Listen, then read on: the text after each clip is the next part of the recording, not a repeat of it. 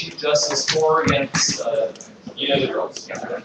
If you have a candidate ballot and not a for or against the same ballot, just write the word for or against or abstain. It'll make it to the right place. Anybody else?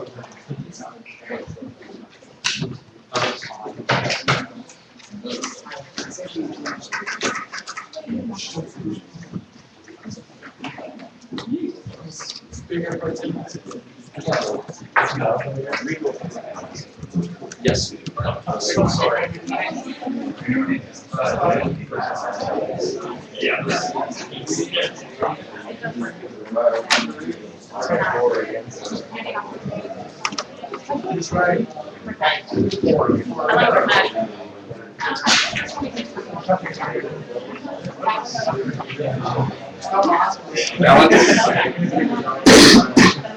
Running balance on. You got no half one? Yeah.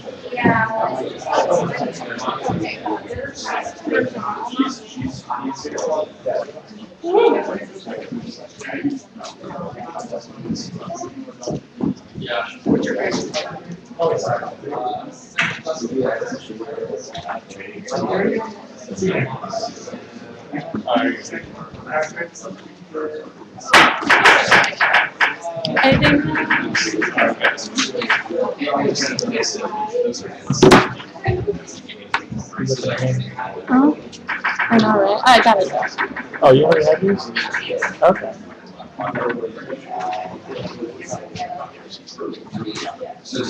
You cannot get those confused. Nope. I feel a lot. I feel like I feel exactly like I know most of the What? They should be asking my question. I was expecting a plan.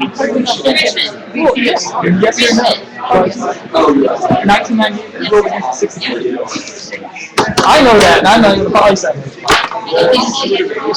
All you gotta do is just be like, for versus DC, But it's just,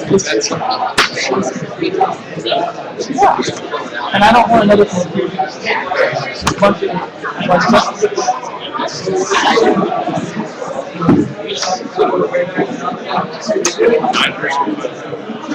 What? Just a matter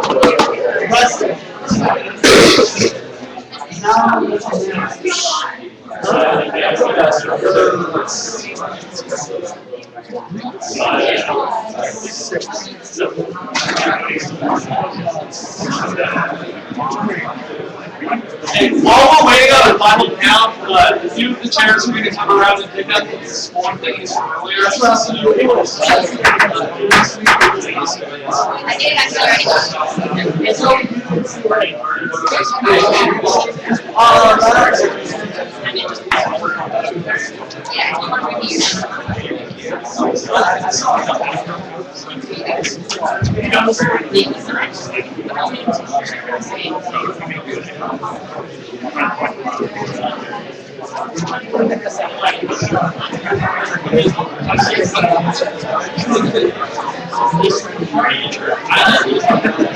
I would say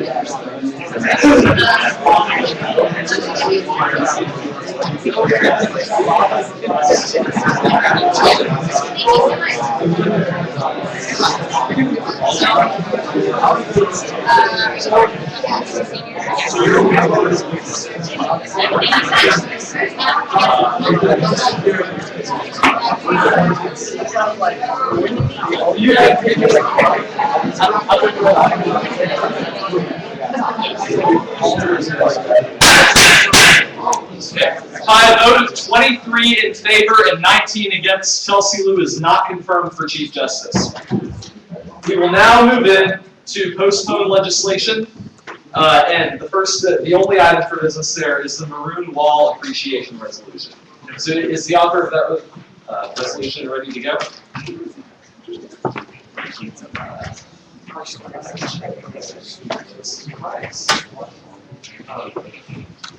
Somebody go out in the hall. Yeah, we need Justin's right.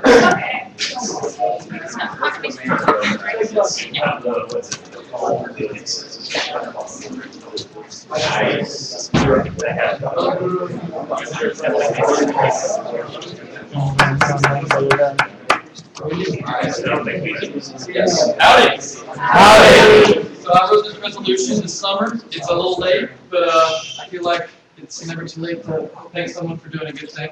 I do have one thing to add. The let it be further resolved number 2. I am going to strike that in a friendly amendment after the presentation. I don't know how to do that or whatever.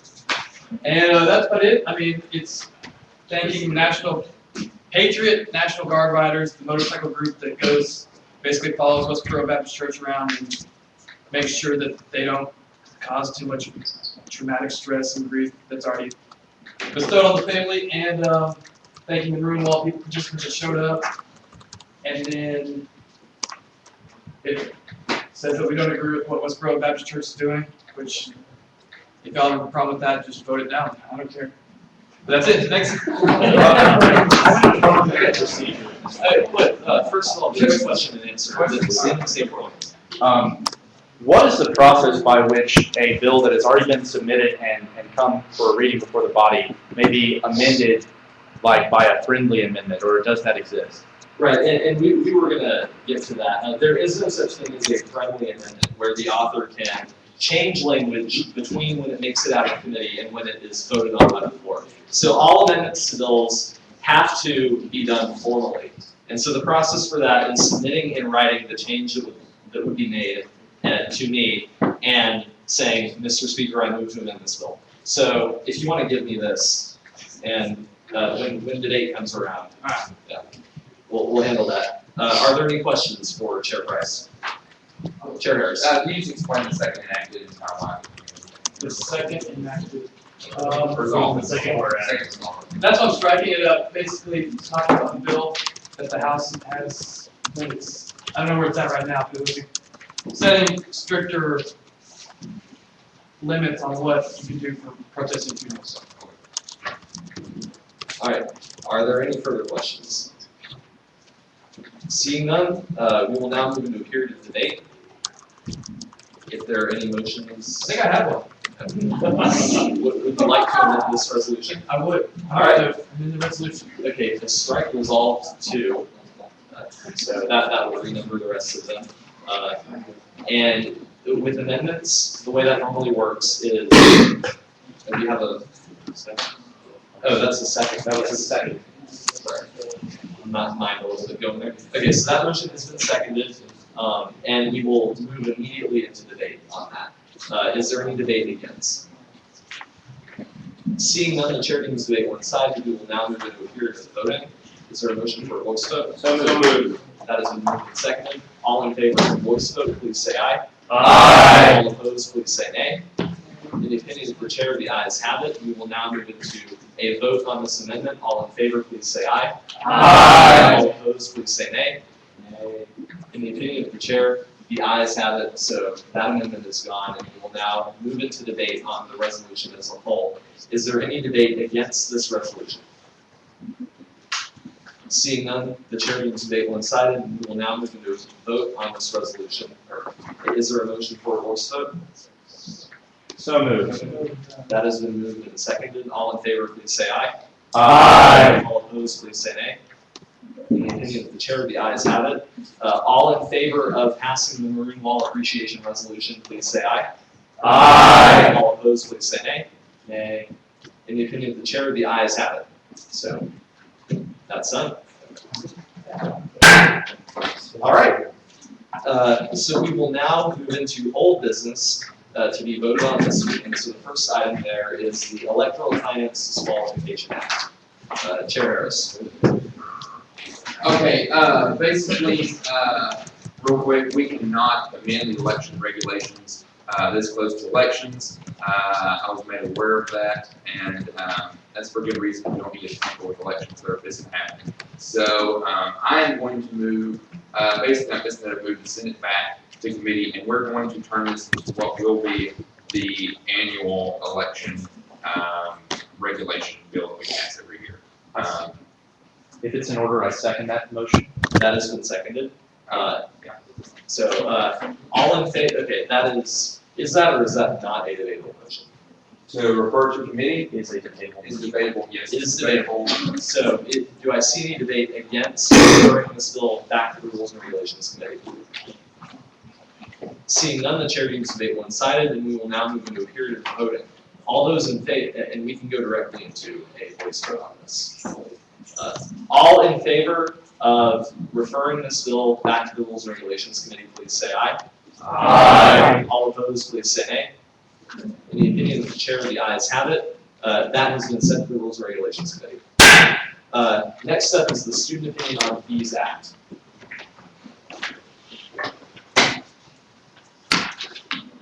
Howdy. Howdy. This SOFA really is a bill that would change the SGA code to make sure that we have an opinion on fees. A lot of times when this happened last year, what you have is you don't have the student body president and senate agree on which fees to support or oppose. And so what ends up happening is that SGA has no official position on fee requests from university departments. So it's important that we have something in the code that protects the student government, the student body, on any fees. To read on the bill,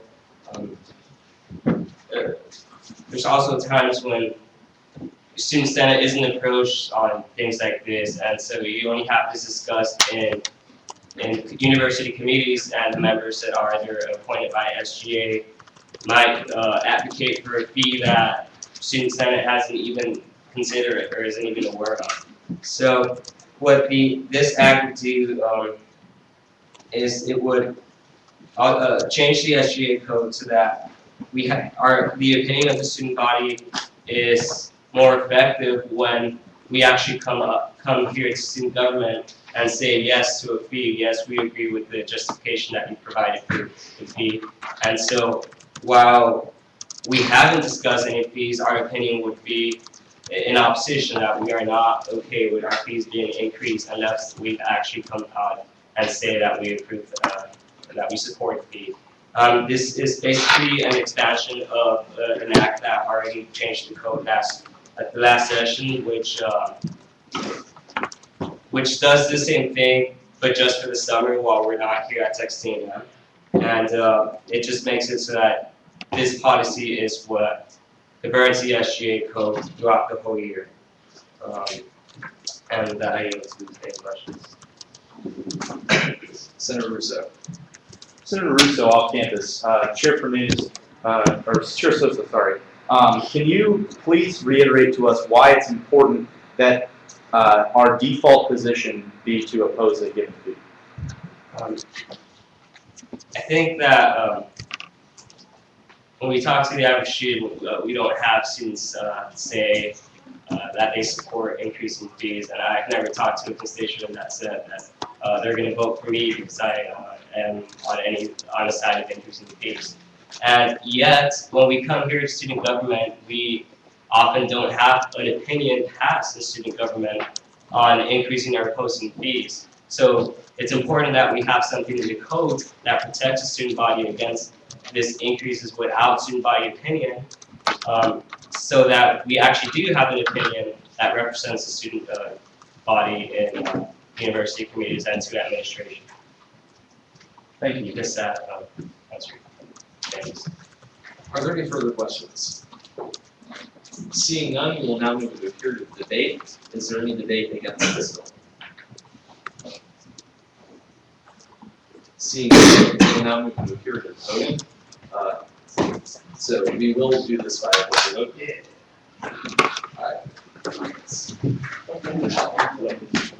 And And just in general, when I decide how we're going to do votes, my way of doing that has always been if we're taking a vote on an amendment, so we change the text of the bill, or an actual bill itself, something that would be a recorded vote in the binder and in the records and all of that, then I default to a clicker vote. If it's something like a motion for previous question or a motion to refer to committee or other subsidiary motions like that, I default to a voice vote. But I can be overridden on any of those at any time, and any senator can make a motion for a roll call vote or any kind of vote they want. So just so we're clear in the future, that is how I'm going to do things. And we'll go.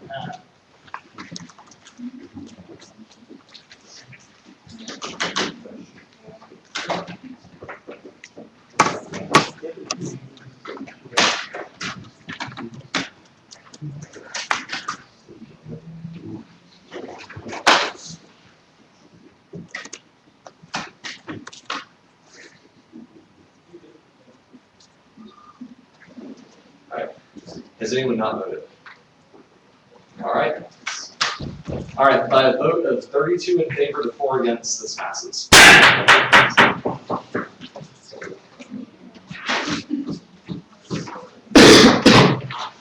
right. I just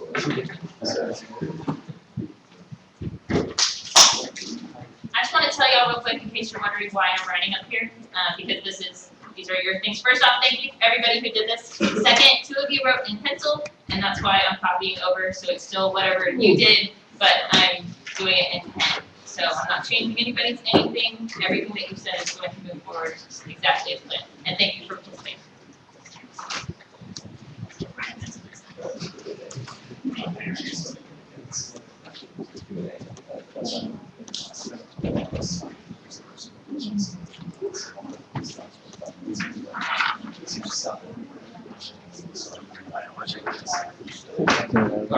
Howdy. Howdy. Okay. So what this amendment does, it is very simple, very straightforward, and this was actually something we considered doing last year when we did our constitutional audit. But what it does is it protects it protects in the Constitution the right of this group and any group in student government to open their meeting with an invocation, and it also protects individual communication. So so when people send emails, when people either personally or professionally, they can make mentions of religion without violating the Constitution. So I think it's pretty straightforward. I'm looking forward to your questions. Thanks again. With that, we will enter into a time of Q&A. Yes.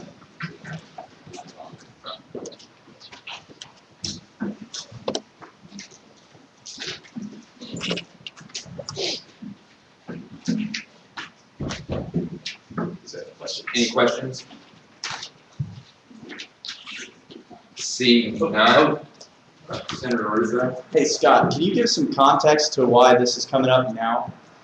Sure. So as I've been in Student Senate for a while, in various leadership positions, every semester or so, there's a reporting system that the school uses called Stop Hate. So the website is stophate.tamu.edu, and you can basically submit a complaint about anything anonymously. So every semester or so, we actually get a complaint about the prayer at the beginning of the meeting. And so I wanted to make it clear in the Constitution that that is a protected form of speech on our part, and is not violating any kind of anti-discrimination clause. And not that that has become an issue, but there could be a case in the future about that. So I wanted to make that clear before it became an issue, if that makes sense. And then recently this has come up again with the student body president's emails. He has ended his emails in the phrase, "God bless and Giga," and has received complaints about that. So I also wanted to make it clear that private communication and public communication was also protected under this clause. So that's the immediate context for it. There has been no incident or anything like that this is a response to. I just figure no time like the present, let's go ahead and clarify this. Speak about it. put them on the spot. How many complaints do we get a year? I want to say it's maybe 5, you'd say? Yeah, somewhere between 2 and 5. Hey, sure. So do you think this is necessary? Wouldn't this bring more attention to the issue? Well, so far, I mean, this is being discussed for a final debate and vote, and so far it's not gotten any attention, so I don't believe so. But I will say, though, that what would get a lot of attention is if someone were to file a J-court case or make a complaint about it or try to change the bylaw, because it actually is in the bylaws that we are supposed to open up each meeting with some form of invocation or prayer, as well as the pledges of allegiance and the reading of the mission statement. So I want to make sure that the Constitution doesn't conflict with that. I know in student government we're always looking for ways to improve the Constitution, especially proactively, to make sure that when there are the potential for problems, no matter how rare, we take care of those before they actually become issues. Chair Cheshire. Chair Cheshire, legislative. Scott, was there any sort of precedent or any other bodies that have or clauses like this in there that you will for inspiration, or is this something you came up with? This isn't something I came up with, but it was not modeled after another legislature's clause. The original author of, I wrote this myself from memory based on what he wrote, but the original person that proposed this was last year former speaker who returned as a senator, Cody Massoud, who proposed this language and adding it under the Students' Bill of Rights in the Constitution. Speaker Fernandez. Okay, so you're saying that you want to make this amendment to be proactive about it instead of reactive, but then isn't the Constitution just a guideline, not the entire code? If we start doing this, would we then have to add more things like, this is what you can wear to Senate, or this is what you cannot wear to this meeting, and make it very, very specific, just to be proactive and not allow for people to wear those things that they should not be wearing? This amendment is intended to prevent a specific clause of the It's a big Constitution, problem. yes, from being used to prevent a specific action. So the anti-discrimination clause in the Constitution is designed to prevent against all kinds of discrimination based on race, religion, sexual orientation, et cetera, et cetera. So this is a footnote to that to make sure that is not used to claim that acts of prayer are discrimination or acts of private communication are discrimination. So you can't have a statute or a bylaw or anything like that that overturns the Constitution. The Constitution is the highest document. So if you want to make an exception to something, and the US Constitution is full of these, then you do need to amend the Constitution. And so it does belong there. But if there's another example of a time when something has been an exception to the Constitution and they haven't been handled through a constitutional amendment, I can't think of it. All right, Senator Conley. So, in the whereas number 1 states what the Constitution says right now, it says the student government does not discriminate against nor give preferential treatment to any person, blah, blah, blah. And then the next section in here, like, be enacted, kind of gives preference to a certain group. Do you think that's contradictory? I do not, because it does not give preference to a certain group. Nothing in there requires anyone to take part in any kind of prayer, communication, or speech, or names what group would be used to give that. So it does not say it has to be a Christian prayer or an Islamic prayer or whatever kind of blessing or speech can be given. All it says is that organizations are allowed to have one. So I don't believe that that is adding any kind of preferential treatment. I believe it is only a protection for the organizations that wish to conduct in it. Now, if someone, now I could see where you're going, where if someone were to say that they were retaliated against, or that they felt like they were required to take part in some kind of activity, and that had a negative consequence for them, that they were harmed by that, this clause would not apply to that.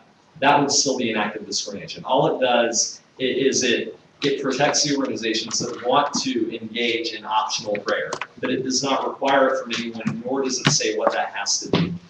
So, in fact, we have had individuals of several different religions and denominations give prayers in this body, and so that's all I've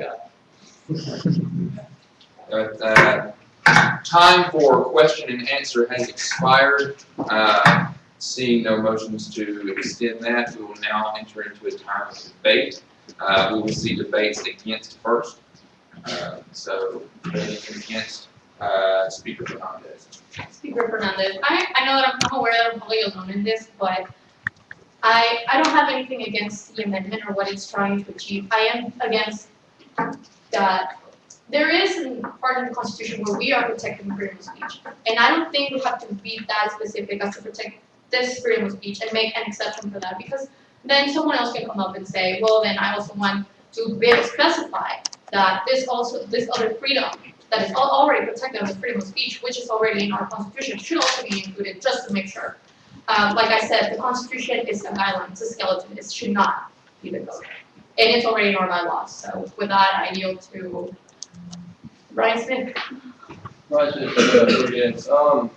highly disagree with this. We're supposed to represent all students on this campus, and if we're going to open up with a prayer and say God, I feel like that's just discriminating against people who don't believe in that religion. You can argue that even what you're saying, they're God too. Yeah. No, I feel like if you're going to do this, you should just do a moment of silence, and that way everyone can do their own respects and their own prayers in their head. I'm a Christian. I'm for it and everything, but I'm not doing what's for me. I'm doing what's for the student body. And I feel like when we're on camera and we're going out here and praying to a God and all that kind of stuff, that's giving up too much discrimination. And I just feel like this should be more of a moment of silence. I feel like the Constitution be said like in the beginning instead of on occasion, just a moment of silence for everyone. And then I yield to There's about. You have to. Okay, also, we need to be aware that this is going to extend to the community, not just Senate. And I don't think we asked anyone else aside from the 5 people in rules and regulations. So just keep that in mind, guys. Speaking for. Point of information, Mr. Speaker, could you, or could someone else perhaps entail what the Stop Hate request does that is so? I will refer that to our advisor. Sure. It depends. Each one is different. Some say, because occasionally, and again, Senate practice in the past has been anyone can sign up to do whatever prayer, but on the weeks that it is a Christian prayer, sometimes we get responses that I don't feel represented by my student government if they're being narrowly Christian. Sometimes it says I am atheist and I don't feel like a prayer is an appropriate thing at all. It really has ranged. So I wouldn't say there's one specific, but usually the context has to do with just something about whether it's a Christian prayer or a prayer in general. I am not an individual who believes in X, Y, or Z, and so I don't feel like my representative body should do something that doesn't represent me. So that's usually the context. Okay, seeing that, speaking for Senator Woolsey. Senator Woolsey, Northside. I mean, really, have we become so politically correct that we have to say, oh, this might offend someone, so we can't do it? I mean, really, we're protecting freedom of speech. We aren't saying, oh, I'm sorry if this offends you, so we won't do it anymore. This is just freedom of speech that we're protecting. It doesn't even make sense that you say otherwise. I mean, this is just ridiculous. I yield to Senator Joyce. Senator Joyce off campus. I think that this is just such a precedent for the fact that our rights will never be infringed upon. It's already happened in other facets of government. If you look at the school system, other places, they've removed God and prayer out of everything, and we can just set precedent and say that's not going to happen here. Senator Russo off campus. Guys, I know I've spoken a lot tonight. I'm going to be quick about this. Basically, here's the deal, this doesn't even specify that it has to be a Christian prayer. It doesn't even specify that it has to be a prayer. In fact, the lowercase I in invocation in this amendment, it can be anything vaguely spiritual or not even spiritual, if it's an appeal to truth or justice or something like that, that can be included as an invocation. All this does is it specifies that discrimination is not just simply individual representatives saying whatever they might say if they're chosen or they ask to do the invocation for a general week or they send out an email to their constituents. This is just plain freedom of speech, and it's a way of setting as a shield and a safeguard against some sort of court case that might say that, oh, well, I feel that this is discriminating against me. If the definition of discrimination is anything other than ironclad, which I don't think it really is in this Constitution, then we're setting ourselves up if we vote this down to put ourselves in a sticky situation in the future. And let me get to the point that I agree with this, but let's not do this now. If we wait until we have a problem, it's too late. If we are already getting what's called stuck hate requests, so it's implying that by having an invocation or signing off with God bless and Gig'em that we're having hate, and honestly, that's not something we need to represent. Vote yes. I move for previous question. There's several points of information that takes precedence over the motion Senator Russo made, so I will see the point. No, who made the point? Me. Right. I was just wondering, can any student come in and lead the invocation? Does it just have to be senators or? Okay, right, okay, so basically what has been done in the past is there's been a sign-up sheet. It generally is a student senator, not a student at large. And basically, you put up this sign-up sheet, and as the meetings go by, you take people from those sign-up sheets. I will point out that it is a lowercase I in the bylaws. The dictionary defines uppercase I invocation as a prayer, lowercase I invocation as a prayer or any sort of vespers or motivational topic that you might have. But can another, is it just senators or can someone else? Just to answer your question, it's Okay, I was just wondering. were there any other points of information? Right, seeing none. There is a motion on the floor to move the previous question. Do I see a second? I see multiple seconds. We will now proceed into a vote. All those in favor say aye. Aye. All those opposed? Hey. Hey. We have now moved into a period of voting. We will vote by clicker. I still I thought it was the other way around. no, it's all the bylaws say the speaker, not whoever happens to chair. So, So you can be the starting room. let's start. It's up.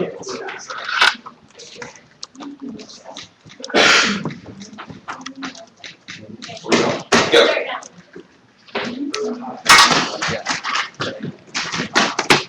This is 2/3. This will be a 2/3 vote. Senator Caldwell.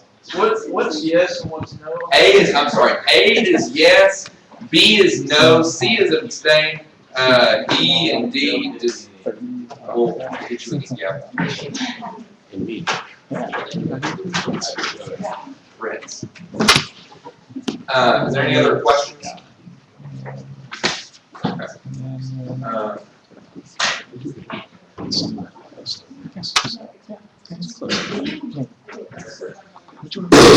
Right. And y'all should see a green light. Green means you voted, red means you did not.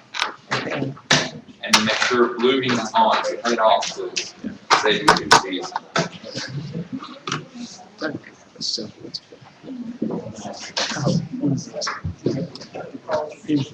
I guess that's probably about that.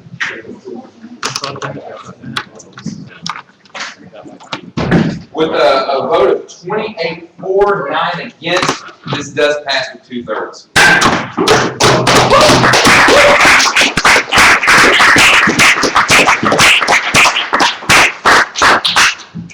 All right, so that concludes old business. We do have one resolution.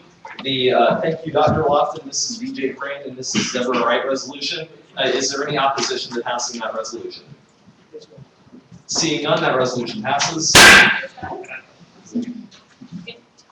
We confirm that they are in fact all misses and not Ms. before you make that. Oh, it says that, okay. Yes. Ms. Yes, and if that does turn out to be inaccurate, I can make slight grammatical changes to resolutions before they're printed. So, I don't expect it to be a problem. New business. So, the way we'll do this again is I will go through each one, and if you want to hear a presentation on one, then raise your placard or say so, or what have you. The TAMC, okay. Guys. The TAMC Senate Cooperation Act. Does anyone want to hear a presentation on that? Sure. Okay. That is Chair Sosa.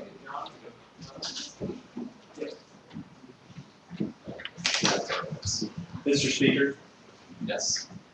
point of parliamentary procedure, what is the length of time that's allotted for presentations? It is always, for bills, it is always 10 minutes of presentation. Mr. Speaker, I move that for the remainder of this meeting, that the time period of presentation be amended to be 5 minutes. That is moved and seconded. All in favor, please say aye. Aye. All opposed, please say nay. And if the chair that passes, you have 5 minutes. Okay. Howdy. Howdy. Okay, so the TAMC Senate Cooperation Act is really described in the title. It's a cooperation between TAMC and Senate. Texas Ag is making changes. It's an SGA committee. They do get funds from SGA, and what this act would do, the statute would create a gateway between both entities so that we get monthly reports on the different suggestions that the student body puts into the ag input boxes that you see around campus. They're the new ones. And the reason for this is that I think a lot of students write in their concerns. They're thinking that it's going to reach the student senate, and that's a pathway to their student senators. And I think that it would be a great thing for us to get those suggestions, any concerns that students have, and for the student senate to address them if we have to. If Texas Ag is making changes to address it on their own, that's great. And I think that they're a great organization. I got to look over their what they do when they present it to Vice President Michael Apple for funding requests. And so what it would do is not only get us monthly reports, but also at the end of every semester, or that might change so that we don't have a problem in this semester. Maybe twice a semester, they will also come and have their chair or an appointed member of the committee, appointed by the chair, come and present to us what different suggestions are being placed in the ag input boxes. I get questions. All right. Are there any questions? Senator Garcia. Have you spoken with any of the leadership in TAMC about this? I have not, but I do kind of do that as it's headed to committee. All right. Are there any further questions? Seeing none, this bill is referred to the Constituency Affairs Committee. Next up is the $90 disappointment bill. Chair, we will now hear a presentation on that. Okay, so the $90 disappointment bill, I think that a lot of us can relate to us. Had some constituents come right away after they found out that the $90 were no longer going to be accepted. I decided to write a bill that we were disappointed that we wanted an amendment to the contract with Cohorse to the new company that the university based the convenience stores to. So I wanted to go ahead and actually try to kill the bill or somehow since $90 is back. But I do plan on working on something that requests that the university negotiate with Cohorse so that there's still protection made to the contract and for any future event, and so that the opinion of the student body is that for any company that comes in, if that $90 be accepted at those convenience stores. So my plan, I think, would be actually just amending it in committee and not having to bring something new up again. I do have some questions. All right, the first question goes to Chairman Embry. The second question goes to Senator Russo. Senator Russo, off campus, just for giggles and grins, what was there any justification given by, I guess it's food services now, that for the change in this plan? I have not heard of any justification. Thank you. All right, any further questions? This is now referred to the student services. The final bill is the student support for an on-campus farm bill. That has been pulled down. And the co-authors on that are Senator Smith and Student Body President John Claybrook and Howdy Farm Director Matt Weintraub. So the three of y'all can present together.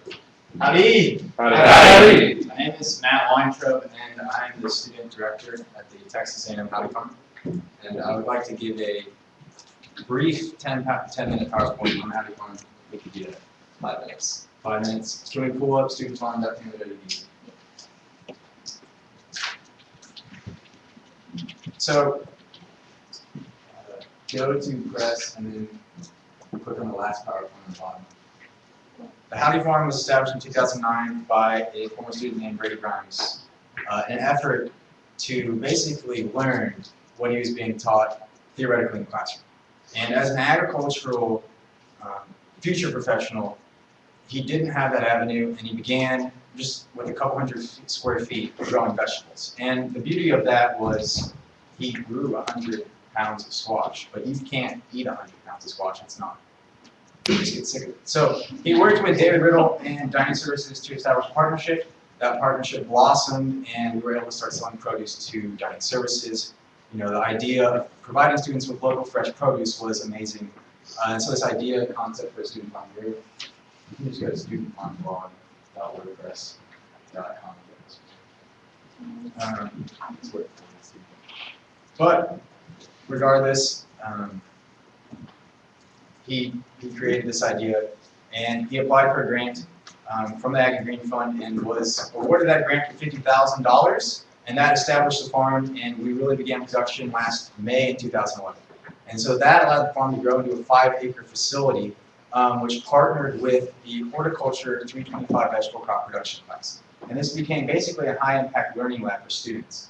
And it was growing, and they have staff, and it provides the avenue for internships, undergraduate research, which I did, classroom experience, we have volunteers, we do community development, and as well as classroom learning and experiential learning.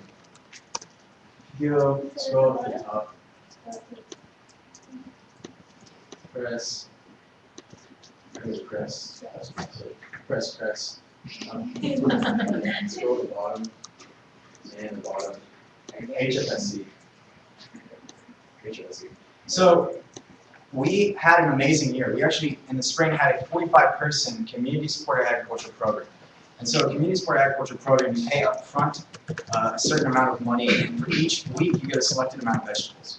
And that was beautiful because we made about $10,000 from that alone, along with our partnership with University Dining. If you go up to 11th floor, go to Tower, look on the right-hand side, and you will see Proudly Serving Howdy Farm Produce sign.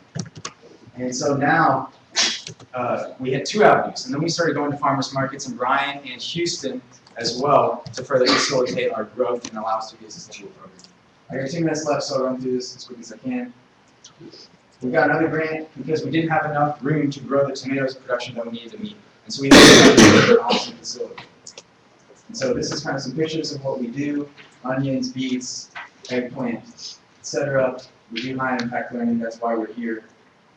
This is Occupying Research, graduate research. That was a study done, my study on the finances of the farm. Community development, we have kid groups come out, we have stars come out.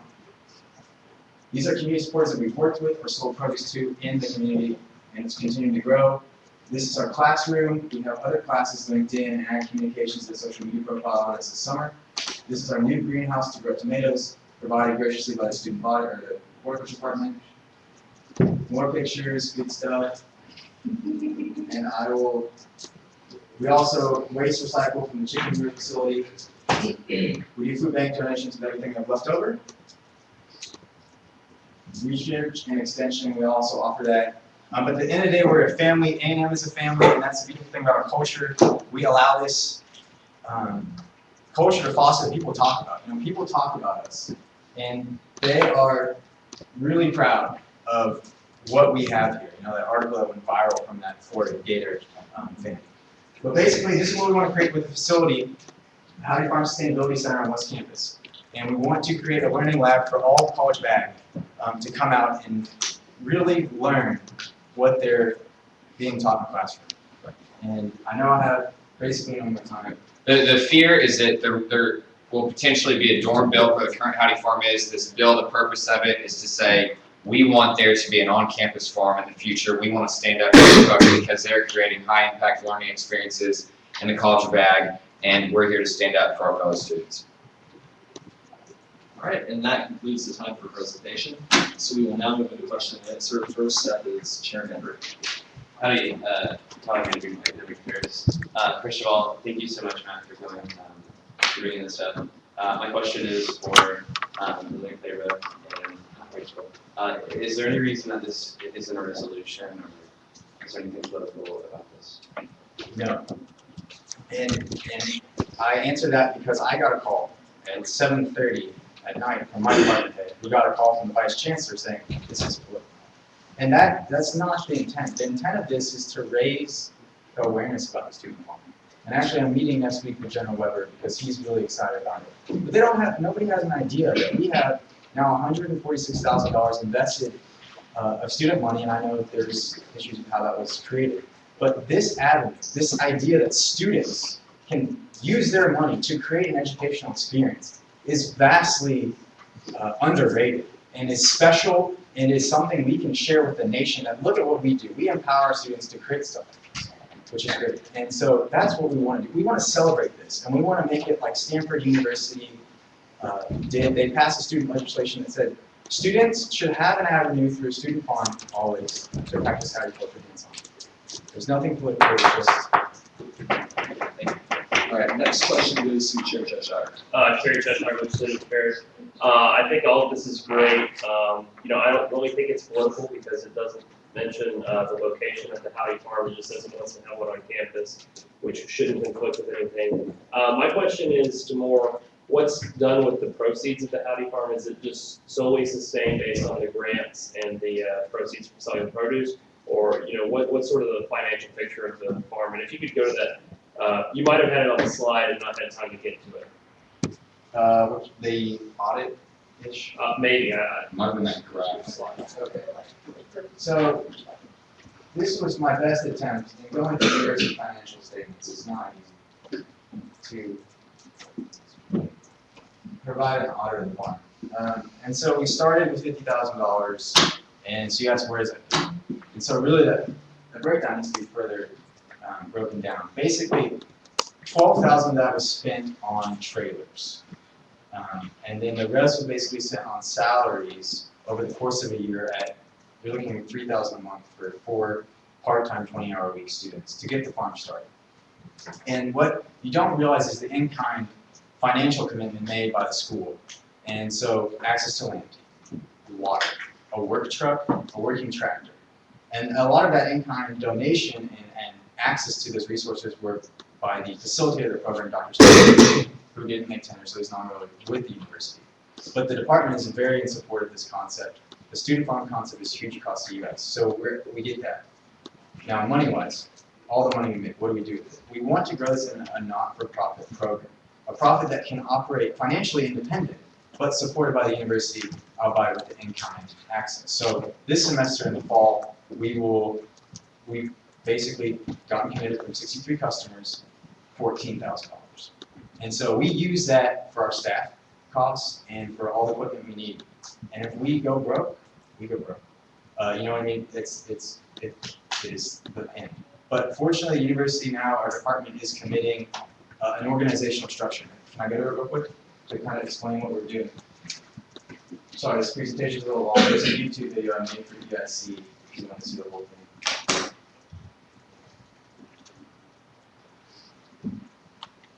Okay, organizational structure. So basically, this is what we're trying to create. The farm advisor would be a low-pay, by full-time position to help the students run the farm. And so that would actually be a financial commitment from the university. Ideally, we could grow the farm scale-wise to pay that position.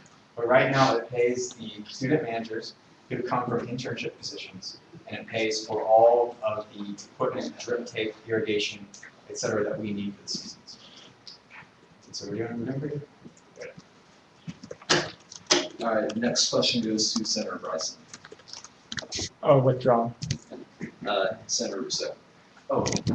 Senator Russo off campus. Really quickly, what difference, if any, does this have from like TAMU farms, which is like on the other side of Easterwood Airport? So there's a lot of different farms now. There's the ag farm, there's the hort farm off Finfeather, and that farm as well. This is just the student farm. It's basically a teaching farm. And ideally, it fits into Vision 2020 as a resource for students to come out and say, what does a broccoli plant look like? How does that grow? It's a student resource. Okay, brief follow-up. In the interest of time, no, we have a couple other questions.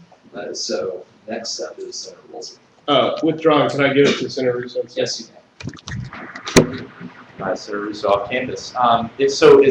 Would I be right in saying that this farm is mostly geared at undergraduate education? I would say primarily it is for undergraduate education. It does involve graduate education, it does involve education, but that's the Okay, thank you. Next up is Senator Chair Sosa. Citizen finance. You have $50,000 so that you get from your environmental fee. Do you have any plans to, in the future, to need less of that many or need more of that many? Or what do you project for the environmental fee? For asking for them? Or can you clarify your statement? Do you project needing more, less, or the same amount of money that you get from the environmental fee? We project and we realize that we were allocated that money to do as best we could what we can do. And so the department is working with us. We have no plans to say, oh, we ran out of money. Whoa, it's me. Can we have something? The plan is we make as much money as we can. We work as hard as we can. And at the end of the day, it's not enough, we'll work to do what we can to scale the operation down. Thank you. The next question goes to Senator Joyce. Senator Joyce off campus. I commend what y'all are doing as an ag major and involved in a little bit of fashion agriculture. This is great. But I have a question. Is it, do y'all teach both organic and conventional farming? I saw a lot of organic stuff, but is there also conventional farming techniques taught as well? We are designed to be organic and sustainable. That's part of our marketing. That's what a lot of the community wants. That's actually what Chef Allen requests and likes to support that. So that's actually part of our educational initiative to add that into the university's already amazing curriculum. All right, and with a few seconds remaining, Senator Amendment.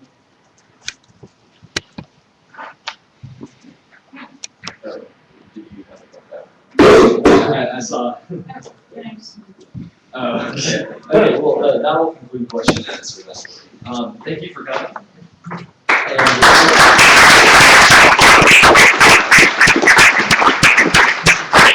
Refer to the student services committee. All right, and that concludes new business. Are there any items for open session? Okay.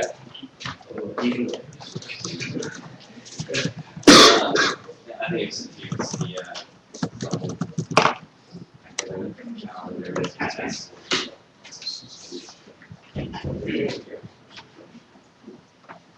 All right, can you give a quick summary of that and then we'll vote it on the The academic calendar task force bill is a bill that will ask, that is asking for a representative number of students and faculty members to decide an issue regarding the Wednesday before Thanksgiving becoming a holiday for the student body.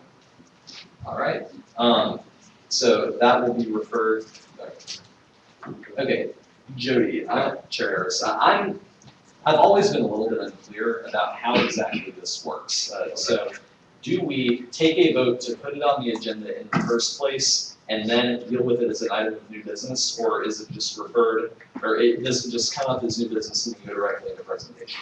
Right, so traditionally, what I've seen is the bylaws change so frequently. Traditionally, what we have done, we vote to put it on the agenda, and then obviously it's not emergency legislation, so it's just an item of new business. And then we go into that period of presentation. Okay, so how this works, and I realize we may have done this differently in meetings past, so I'm trying to get this correct, is before it even gets on the agenda, whoever introduces the bill in open session gives a brief summary of it, like 1 or 2 sentences, and then we vote on whether to consider it this meeting or basically say no, bring it up later, send it in the normal way. We will now take that vote. All in favor of adding this to the agenda, please say aye. Aye. All opposed, say nay. Okay, this is added to the agenda. We will now move into a period of new business presentation. You all have 5 minutes. If somebody pulls it down. Well, no, it doesn't go up as a consent because consent agenda is agreed upon beforehand. It's now you can waive your period of presentation if you so choose. But Howdy. This item of business came up in regards to this past year when the student body elections were coming around. One of the issues that was on the agenda for pretty much many of the candidates was the academic calendar. This issue has actually been coming up for about 6 years, even when our EVP, Mark Womack, was a freshman senator. He was even dealing with this issue back then. We have several faculty members that are well aware of this issue. They're actually one at the past AOCD meeting. They actually said they wanted to be on this task force to decide this issue once and for all. The main reason why the week before Thanksgiving comes up is mainly for a reason of convenience for students and also for safety. At that time, when students are trying to go home and see their families, we have to consider the traveling conditions, whether or not they're going to have a safe trip home in bad weather conditions, and also whether they're going to be able to go home in a timely manner. Unfortunately, seeing as we're no longer playing UT at Thanksgiving, you still have to consider Thanksgiving as a holiday, and you want to make sure that students have a safe and a timely trip home, and they're able to spend those days with their families. And the one thing that's come up is the couple of the solutions they brought up in the faculty was they want to try to take away a dead day, which I am completely against. I want to work with the Office of the Registrar and also the task force that this bill will create in order to find several models that we can debate and negotiate on, that we can find a favorable solution where we can get the day off, keep our dead days, and make sure that graduation and starting time in our semester all remain very close to where they are now, but they're not any way detrimental to students. Questions? are there any questions? Chair Cheshire. Chair Cheshire, legislative affairs. I wasn't aware that we ever played the University of Tennessee on Thanksgiving. It was my fault. I should have said UT at Austin, or just bad place.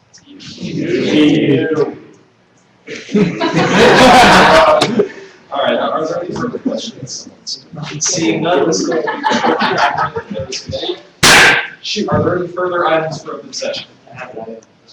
Chair Sosa, please present a two-sentence Summary of the bill it's just a template for the finance committee to go in and input the numbers that Vice President of Finance Michael Apple has agreed to give to each SGA committee. So I'll talk about it more, but it's just a template so that the finance committee can finish off the application process. All right, all in favor of adding this to the agenda, please say aye. Aye. All opposed, say nay. In the name of the chair, the ayes have it. This will now be SB 6513, and you have the presentation.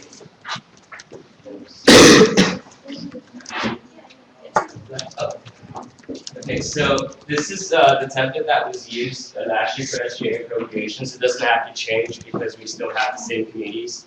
The only thing that's going to change is on the numbering that you see under each committee, and you can scroll down and see the different. This is an example of one. this one here, this was given a card pool, so it denotes the amount that they requested and the amounts that are being recommended by the Vice President of Finance. And then, it'll be sent to the Finance Committee. The Finance Committee will talk about those numbers, talk about those numbers with the VP of Finance, allow the different committees to come in and maybe talk on their behalf for any cuts that were made or any difference that is not in accordance with the budget that they requested. But keep in mind that we only have $45,000 to allocate and $5,000 more to go to reserves for just in case purposes in the future. And we have $46,000 in requests, so we did have to cut. So he did have to cut down. I did assist him in that process. Around $10,000 to put us at the $45,000 cap that we have. And with that, I yield to any questions. All right, hang on a sec, guys. Cheshire. Sorry. All right, now are there any questions on this bill? Seeing none, this bill will be referred to the Finance Committee. Are there any other items for the session? Yes. Chair Harris. We have, Bruce and I have an item of business for open session. We have, should be in the box. Can you describe it briefly? I guess Brody is also would have, speaking privileges. Yes, but he does not have speaking privileges yet because it's not on the agenda, so you guys be responsible to describe It's a it. bill against state budget reductions for, higher ed. All right, all in favor of adding this to the agenda, say aye. Aye. All opposed, say nay. In the opinion of the chair, the ayes have it. Guys, start voting louder next time. Good lord. Howdy! Howdy. Alright, hopefully this will be the last that we bring into the session tonight. Back in the old days of the 63rd session, we had to deal with the Texas legislature. And one of the bills that we passed, the very first bills that we added to the Legislative Relations Commission, was a bill opposing state budget cuts to higher education. This is very, very similar to that bill. The only one difference is going to be in Let It Be Enacted 2, which I would like y'all to see. Okay. Stephen Traeger, the Commissioner for Legislative Relations, came to us. He has been recently in contact with Senator Zaccarini, who is the head chair of Higher Education Committee in the State Senate. And she said that if we do anything geared towards promoting higher education, we need to do it more towards all of public education in the state of Texas, not just for Texas A&M. We are but one voice. That's what Let It Be in front of the Act 2 is for. This bill, once it has been taken to committee and all the I's been dotted and T's crossed, this bill needs to be sent to the student body presidents and student government associations of as many public universities in the state as possible, and get them to either endorse or sign off on this bill. That way, we will go to Austin with many voices instead of just our own. In this way, when we go to Austin with our lobbying teams in January, we will have a very strong united front from all across the state, and it will not just be us leading the fight to maintain our financial integrity at this university. Questions? Are there any questions? Seeing none, this bill will be numbered SB 6514 and referred to the Legislative Affairs Committee. Are there any further items for open session? Seeing none, that concludes open session. Are there any committee reports? Does anyone request to hear a committee report from the chair? Seeing none, that concludes committee reports. Executive reports. First up is Student Body President John Faber. 1 second. Go ahead. Okay, I'll go ahead and go then. Guys, this has been a very efficient, great, effective meeting. Y'all have it is now 9:40 and we're done with pretty much everything. So that is a huge accomplishment. We've passed some bills. We've elected a new chair. We have considered some minorly controversial issues, and we've gotten through it all with dignity, with respect, with alacrity. And so we're going to get out of here on time. And that's all I've got. So is John ready to go? Oh, okay. Well, Speaker Fernandez has the next executive report. Okay, well, let's just hang on a second. Yeah, so are there any further learning outcomes forms still to be picked up? Just right up here.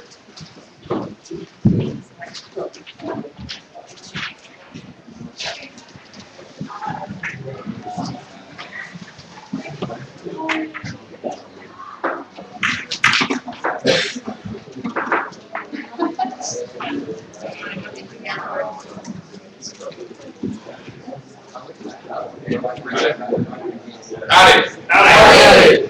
Sorry, I've got a lot of emails to catch up on, so that's what I'm doing.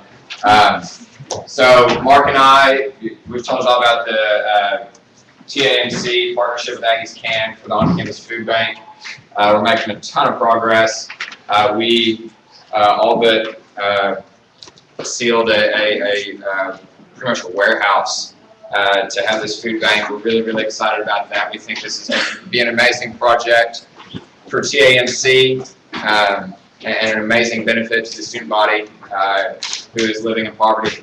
And so I think this is just another big need that we're going to get to meet as student government. We're in discussions as far as the bills that were passed last Senate meeting, and we're hopeful for at least a variation of the MSC 24-hour bill. We're talking with everybody over there. And right now, something that is looking hopeful, promising, is potentially having Revs open for 24 hours because it's sealed. You can lock the doors. You can't have people roaming all over the MSC. There really is a big security concern from the administration's standpoint. But we think that as far as opening Revs up at the start, we'd be able to gauge the demand for having the MSC open 24 hours. We'd get to see at the beginning how many people are actually using it, and then we'd be able to gauge, is it really worth the cost of keeping it open 24 hours? So that's something that we're certainly doing our best on. And so we'll continue to be in those discussions. If you guys ever have any questions for us, please let us know. I think we're all excited about attending y'all's Senate committee meetings. And so I know the team I've gotten to work with has really been working their tails off. And I hope you guys have too. It seems like you have. So keep it up. That's all I've got, Scott. All right, first question is the Chair Sosa.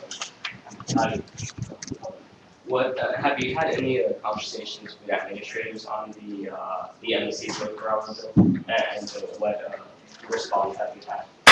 Yeah, the response, like I said before, was there's a security concern.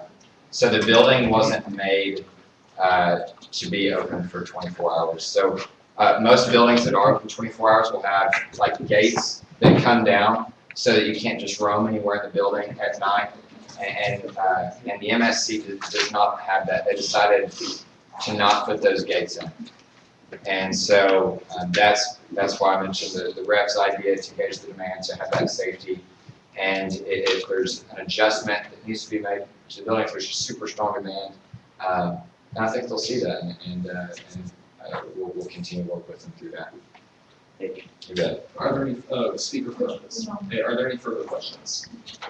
Seeing none, thank you, John. I'm going to issue the final executive report. No announcements. All right. You close them all. I'm so proud of y'all. I just say this. It's not just me. It's not 10:30. I want to make clear. It's not because that it's because you were. Paris. Ganu. Luz. Mandry. Howdy. Sosa. Howdy. Price. Howdy. Miller. Howdy. Barr. Rudy. Slusser. Tash. Smith. Gausser. Golden. Davenport. Boisard.